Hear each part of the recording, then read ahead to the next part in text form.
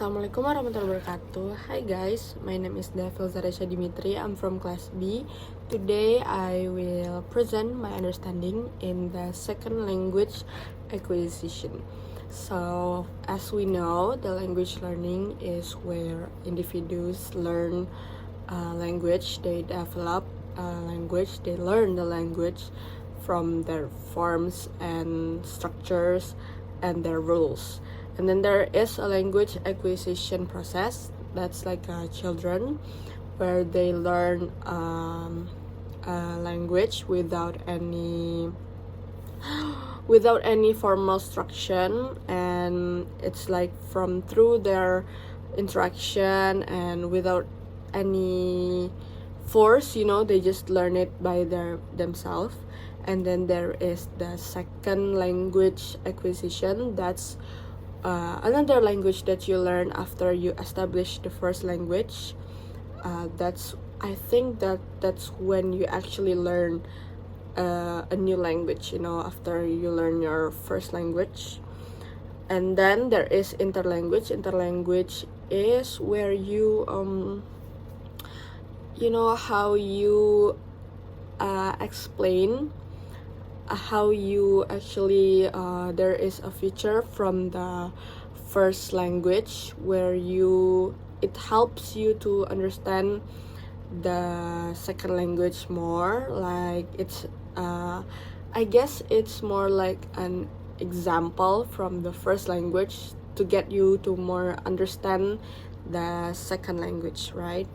And then there is input. Input is where the language data a learner is exposed during the process. I guess it's where you understand with it's a point where I don't actually get it.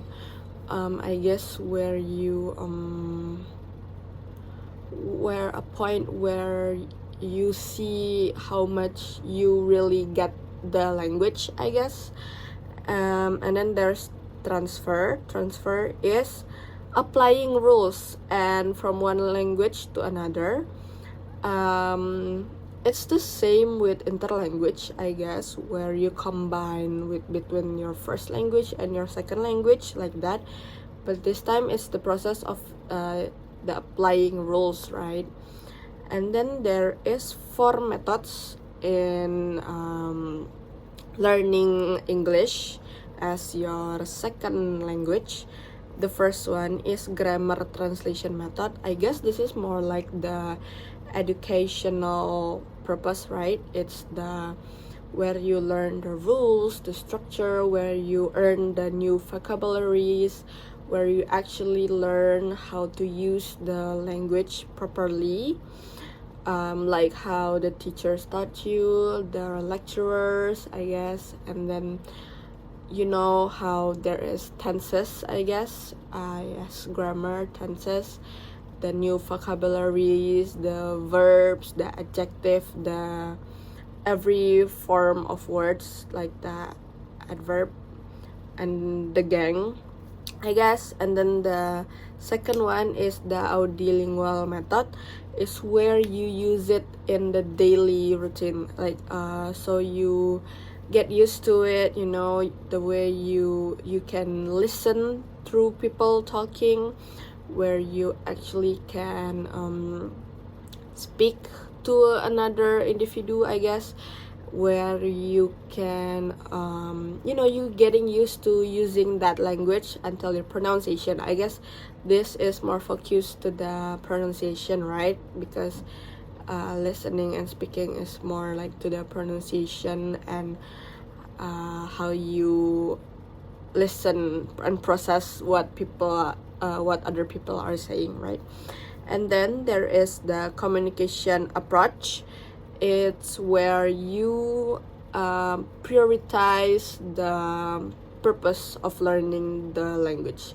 Like for example, if you're learning the language to go study abroad, or you are going to a holiday vacation, I guess, and then you have to learn the basics one, I guess, the basic one, where you are asking for the direction, I guess, and then you ask for help. And the basic purpose of learning a language is where you actually you can communicate with others, right? Other than the grammatical,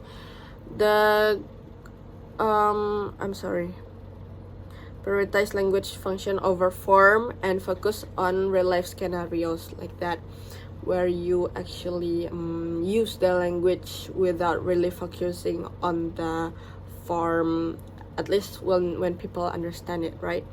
And then there is talk-based learning. It approach developing and communication competence rather than grammatical accuracy. It's the same, I guess. In English, it's actually easy. No, it's not easy.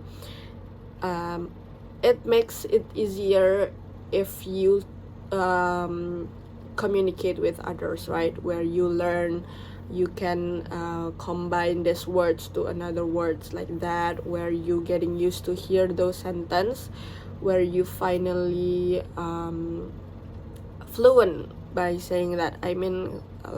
English is actually from communication. So if you really focus on the grammar only, on the forms, rules, like that, you don't really understand, right? So you have to communicate with others so that you can really develop English, where you really learn English through communication. I guess that's the most important one, the communication one. So as long as people understand what you're saying, grammar is important, actually, so that the native speakers really understand what you're saying, and that's where people can really see where your intelligence in English is. So I guess that's all for the second language acquisition this week. That's all from me. Bye guys. Wassalamualaikum warahmatullahi wabarakatuh.